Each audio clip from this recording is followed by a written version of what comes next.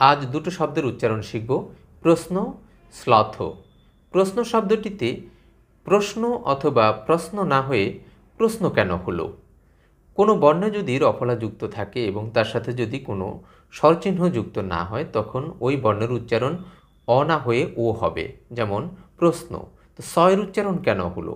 তালব্য শয়ের সাথে যদি দন্তন্য, ল, রফলা ইত্যাদি যুক্ত হয়, তালব্য শয়ের উচ্চারণ সয়ের মতো হয়ে যায়। স্লথ, স্লথ শব্দে তালব্য শয়ে ল, থ।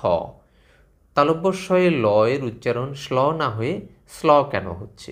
ওই যে আগেই বলেছি, তালব্য শয়ের সাথে যদি ল, রফলা, রিকার, দন্তন্য ইত্যাদি যুক্ত হয়, তখন তালব্য শয়ের উচ্চারণ সয়ের মতো হয়ে যায়। সে কারণে স্লোথ হয়েছে। আর থয়ের সাথে অ উচ্চারিত হয়েছে, এখানে অপ্রত্যয় আছে, এই অপ্রত্যয়টা উচ্চারিত।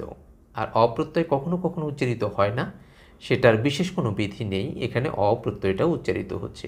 তাহলে এই দুইটা শব্দের উচ্চারণ কি? সঠিক উচ্চারণ হলো প্রশ্ন, স্লথ।